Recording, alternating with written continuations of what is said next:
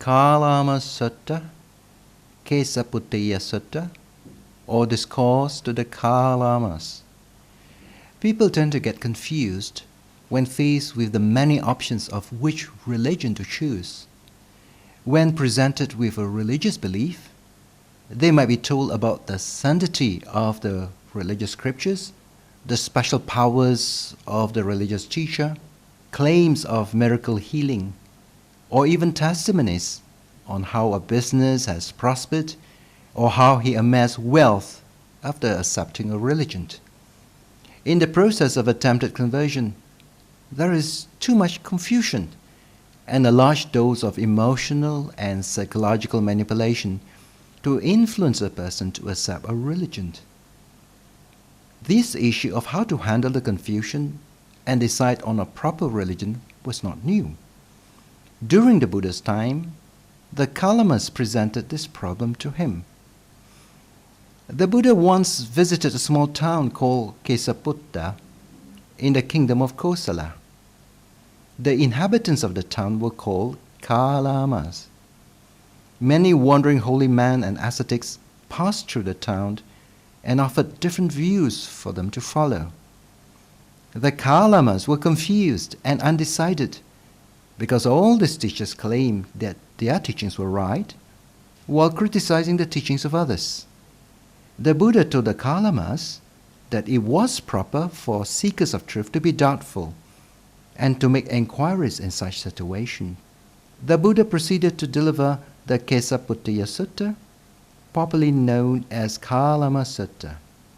This discourse is found in the Aṅguttara Nikāya of the Sutta Piṭaka.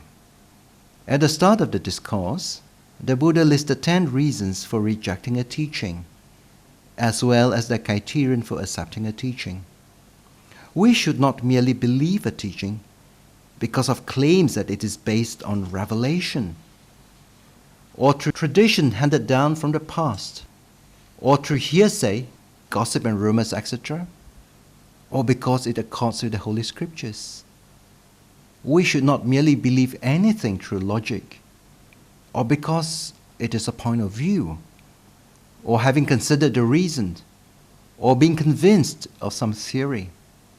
In addition, we are asked not to believe anything through testimonies of some reliable person, or thinking, this person is a great preacher.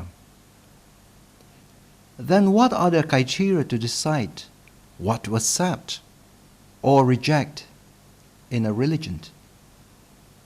The Buddha's advice to the Kalamas is that when one knows that a certain teaching is unskillful, blamable, and that it is censured by the wise, and when practiced lead to harm and problems, one should abandon it.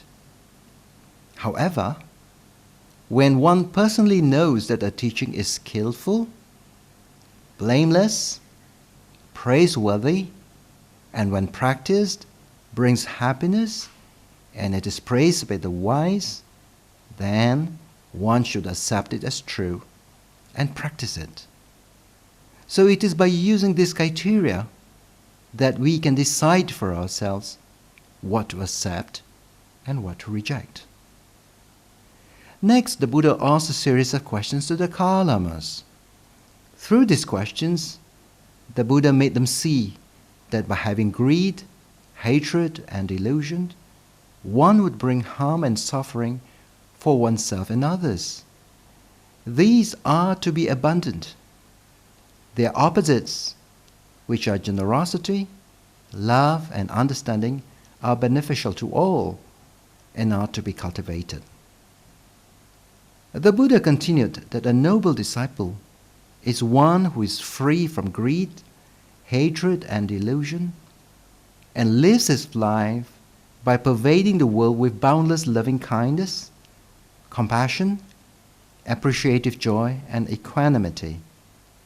Hence, being free from hate and malice, he is bound to enjoy the 4 solaces or assurances here and now. The one who lives a pure life enjoys 4 assurances. First, if there is an afterlife and karmic result, then he will undergo a pleasant rebirth. Second, even if there is no afterlife and karmic results, he still lives happily here and now. Third, if an evildoer experiences bad results from his actions, then he will not experience bad results. And fourth, if the evildoer do not experience bad results, then he is purified anyway by his pure thoughts and deeds. The four assurances show that the reason for leading a virtuous life does not necessarily depend on belief in rebirth or retribution, but on mental well-being acquired through overcoming greed, hatred, and delusion. This is the Buddha's approach. Having heard the discourse preached by the Buddha, the Kalamas were delighted, and they became Buddhists for the rest of their lives. The Kālāma Sutta, which contains the famous words of the Buddha given over 2,500 years ago, is often called the Charter of Free Enquiry, or the Magna Carta of Buddhism. These words are unrivaled for their openness and uniqueness even today.